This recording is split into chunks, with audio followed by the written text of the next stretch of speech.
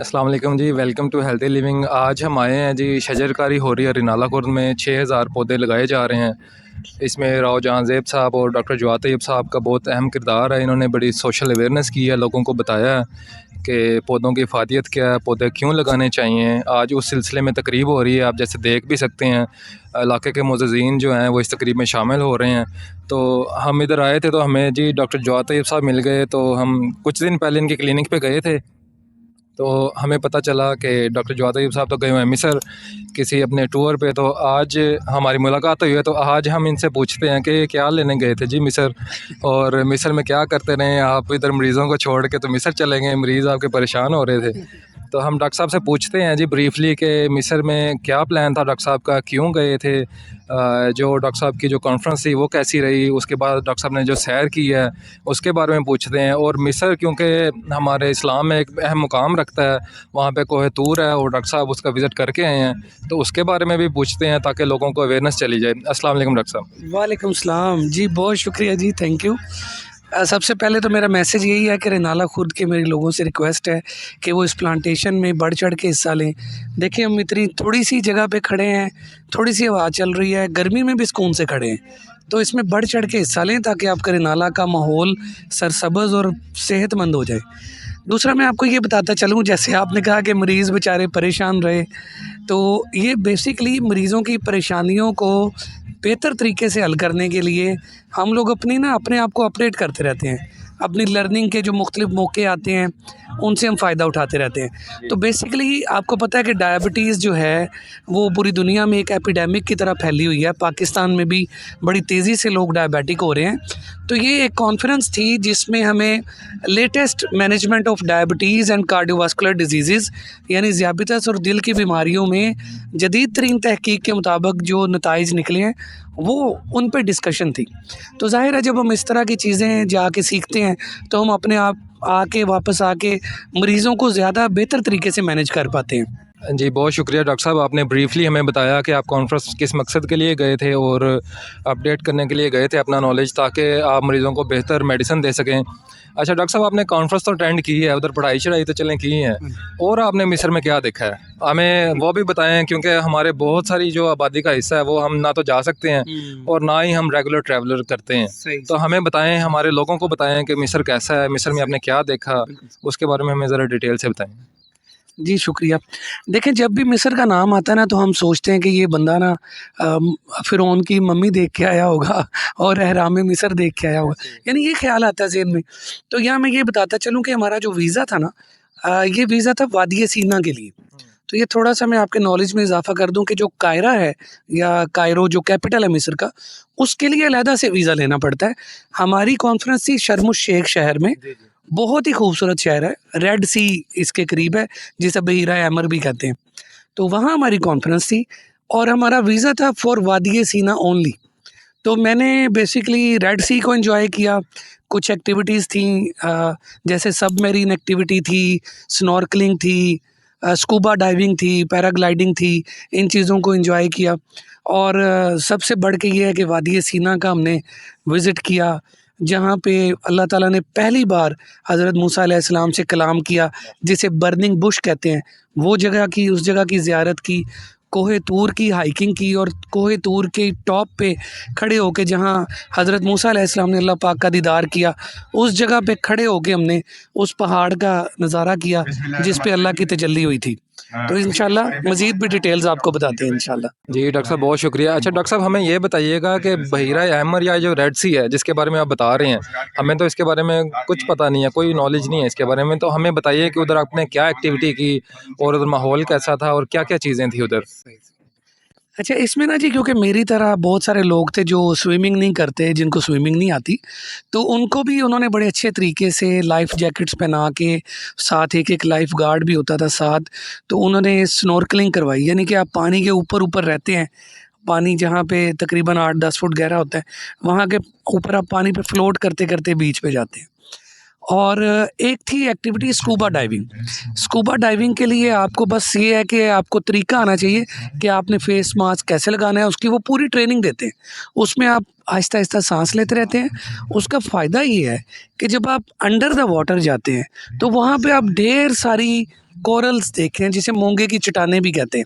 आपने अक्सर मूवीज़ में देखा होगा, बड़ी कलरफुल सी चट्टानें होती हैं और ढेर सारी मछलियाँ वहाँ पे फिर रही होती हैं। बेसिकली ये कोरल्स जो हैं या मोंगे की चट्टानें हैं, ये पत्थर नहीं है, बेसिकली ये लिविंग ऑर्गेनिजम्स हैं। और ये मैं आपको बताता चलूँ कि बहीरा हैमर में दुनिया का सबसे पुराना कोरल मौजूद है। दुनिया की सबसे बड़ी मोंगे की चट्टान 900 ईयर्स पुरानी, वो हमने अपनी आंखों से देखी। तो ये फ्यू मिलीमीटर्स बढ़ती है एक साल में, 1 मिलीमीटर या लेस देन 1 सेंटीमीटर बढ़ती है। तो जो कोरल हमने देखी, जो मोंगे की चट्टान देखी, it was more than 900 years old. तो उधर जो गाइड थे उन्होंने हमें बताया कि ये दुनिया की सबसे पुरानी मोंगे की चट्टान है। तो आप अपनी आँखों से जब ये चीज़ें देखते हैं, मछलियाँ, मोंगे की चट्टानें, तो अल्लाह पाक की आपको मौजूदगी का बेहतर इदराक होता है। आपको आपका ईमान ताज़ा होता है कि यार अल्लाह ताला की ज़ात कितनी बड़ी है, कितनी कितनी आलीशान है उसकी कुदरत, जिसने ये सारा कुछ बनाया है और हमारे लिए बनाया है, इंसान के लिए बनाया है कि इंसान इनको देखे, एक्सप्लोर करे और इन चीज़ों के ज़रिए अल्लाह को पहचाने। डॉक्टर साहब, आप हमें अब ब्रीफली बताइए कि वादी सीना में आपकी क्या एक्टिविटी थी और वादी सीना में जो आपने एक्सप्लोर किया उसे आपने क्या सीखा, हमारी ऑडियंस को ज़रा ब्रीफली ज़रा बताएं। जी, बेसिकली ना ये हमारा एक दिन फिक्स किया गया था। हम रात को 11 बजे अपने होटल से निकल के 3 घंटे की बस की ड्राइव से हम पहुँचे वादी सीना। तो हमारा टारगेट था कि हम कोहे तूर की हाइकिंग करें और फजर के टाइम तक कोहे तूर तक पहुँचे। तो तकरीबन 6 घंटे पहाड़ पे पैदल चढ़ने का, जो कि बड़ा एक मुश्किल सफ़र था हमारे लिए, क्योंकि हमें इस तरह की एक्टिविटीज़ की आदत नहीं है। खैर, हम रात 11 बजे हमने अपना सफ़र शुरू किया और सुबह फजर के टाइम हम कोहे तूर की टॉप पे पहुँचे। अपनी आँखों से सूरज तुलू होते हुए देखा और वो मैं आपको बयान नहीं कर सकता कि क्या जज्बात थे। देखिए, हम एज़ अ मुसलमान जब हम ये सोचते हैं कि हज़रत मूसा अलैहिस्सलाम इस रास्ते पे चले होंगे अल्लाह ताला के दीदार के लिए, फिर उन्होंने खड़े होके इधर अल्लाह ताला का दीदार किया और फिर वापस आए अपनी कौम की तरफ, तो ये जज्बात ताज़ा हो जाते हैं, ईमान ताज़ा हो जाता है कि इस्लाम जो है, दीन जो है हमारा, वो कितने ग्रेजुअल प्रोसेस से अल्लाह ताला ने हम तक पहुँचाया है। हज़रत मूसा की शान कितनी बड़ी है, तो हमारे नबी करीम सल्लल्लाहु अलैहि वसल्लम जो आखिरी नबी थे, उनकी शान कितनी बड़ी होगी, जिनकी खातिर ये कायनात बनाई गई। तो वहाँ जाके एक मुसलमान के जज्बात बिल्कुल ताज़ा हो जाते हैं, ईमान ताज़ा हो जाता है और हम ये सोचते हैं कि यार हम उस रास्ते पे चल रहे हैं कि जिस रास्ते से पैगंबर चल के गए थे। लेकिन उससे मेरी फीलिंग ये थी, मेरी सोच ये थी कि हम सिर्फ़ इस रास्ते पे चलने का नाम, पैगंबर के रास्ते पे चलने का नाम नहीं है। असल काम ये है कि उनकी हम तालीमात पे अमल करें।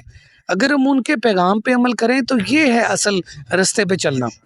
तो मैं ये मेरी ये फीलिंग है कि हमें अपनी ज़िंदगी में इस्लाम को दाखिल करना चाहिए। हमारे अमाल इस्लाम के मुताबिक होने चाहिए, फिर हम कह सकते हैं कि हम पैगंबर के रास्ते पे चल रहे हैं।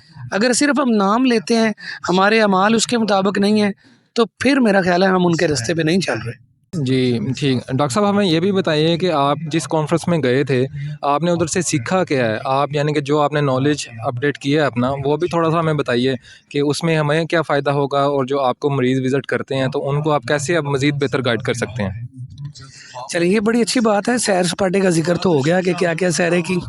तो लेकिन मैं ये भी बताता चलूँ कि अभी तक दुनिया की जो जदीद तरीन रिसर्च है, देखिए 2024 चल रहा है और करोड़ों मरीज़ों पे रिसर्च हो चुकी है कि डायबिटीज़ से कैसे बचा जाए, कैसे काबू पाया जाए। तो लुब्बे-लुबाब ये है कि अगर आप अपनी खुराक में कार्बोहाइड्रेट का इस्तेमाल कम रखते हैं, यानी गंदम, चावल, चीनी, गुड़ शक्कर, शरबत, बोतलें, इन चीज़ों का इस्तेमाल अगर आप कम से कम रखते हैं और अपनी रूटीन में 30-40 मिनट या 1 घंटा वॉक करते हैं, जिम जाते हैं, एक्सरसाइज करते हैं, तो आप डायबिटीज़ से बच सकते हैं। और अगर आप डायबिटिक हो गए हैं, तो इन्हीं चीज़ों को अडॉप्ट करके आप डायबिटीज़, ख़ास तौर पे टाइप 2 डायबिटीज़ को डिफ़ीट भी कर सकते हैं। और अगर आपका कंट्रोल अच्छा नहीं है, आप अपने मुआलिज के मशवरे से अपनी खुराक में चेंज करके, फ़िज़िकल एक्टिविटी अपना के अपने कंट्रोल को बहुत बेहतर कर सकते हैं। जहाँ तक दवाइयों का तल्लक है, तो आजकल बहुत सारी नई दवाइयाँ आ गई हैं, जिनका फ़ायदा ये होता है कि जिन आपके दिल और गुर्दे के लिए भी फ़ायदेमंद है, शुगर के साथ-साथ। तो ये काम हम आपके डॉक्टर पे छोड़ते हैं। डॉक्टर्स को बताया जाता है कि कौन-सी दवाई देनी है, जो मरीज़ को शुगर के साथ-साथ दिल और गुर्दों का भी फ़ायदा दे।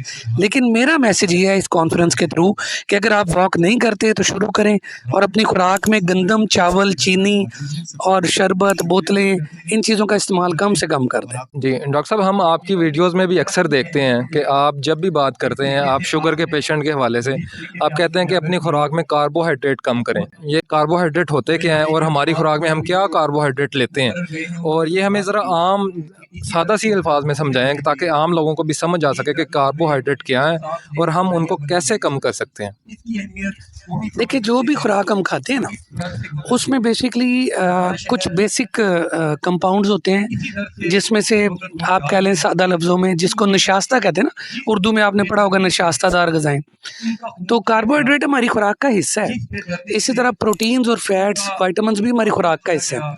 लेकिन मसला सिर्फ़ ये है कि हम जो बरसगीर पाको इनके लोग हैं ना, ये जो इंडिया, पाकिस्तान, बांग्लादेश, इनकी खुराक का ना बहुत बड़ा हिस्सा है गंदम, चावल और चाय। तो मसला ये है कि जब आप कोई भी खाना खाते हैं ना, तो वो खाना हज़म होने के बाद खून में ग्लूकोज़ का लेवल बढ़ता है। जितना लेवल ग्लूकोज़ का ज़्यादा होगा, उतने आपके जिस्म को इंसुलिन ख़ारिज करनी पड़ेगी और उतनी ही ज़्यादा मुश्किल होगी जिस्म को उस ग्लूकोज़ को हज़म करने में। तो हम ये चाहते हैं कि आप ऐसी ग़िज़ाएँ खाएँ जिनमें रिफ़ाइंड कार्बोहाइड्रेट्स कम हों। यानी जैसे चीनी है ना, चीनी है, गुड़ शक्कर है, शरबत है, बोतल है, ये चीज़ें एकदम से ब्लड शुगर लेवल बढ़ाती हैं। इसके बजाय अगर आप सब्जियां खाते हैं, सलाद खाते हैं, मल्टीग्रेन आटा खाते हैं, इनमें ना सिर्फ आपको फाइबर मिल जाता है, एंटीऑक्सीडेंट्स मिल जाते हैं, बल्कि ये कम्प्लेक्स कार्बोहाइड्रेट्स हैं। कम्प्लेक्स का मतलब कि ये अंतड़ियों में आहिस्ता आहिस्ता हजम होते हैं, तो खून में आहिस्ता आहिस्ता खून में शुगर का लेवल बढ़ता है, तो जिस्म उसे आराम से जो है ना हजम कर लेता है और जिस्म के काम आ जाती है चीज़। तो मकसद, मैं कोई कार्बोहाइड्रेट का दुश्मन नहीं हूँ। कार्बोहाइड्रेट हमारे ही खुराक का हिस्सा है और हमारे लिए ज़रूरी है। हम सिर्फ ये कह रहे हैं कि उसको चेंज कर लें। आप रिफाइंड कार्बोहाइड्रेट की बजाय कम्प्लेक्स कार्बोहाइड्रेट की तरफ चले जाएं। ये सिर्फ मेरा मैसेज है आप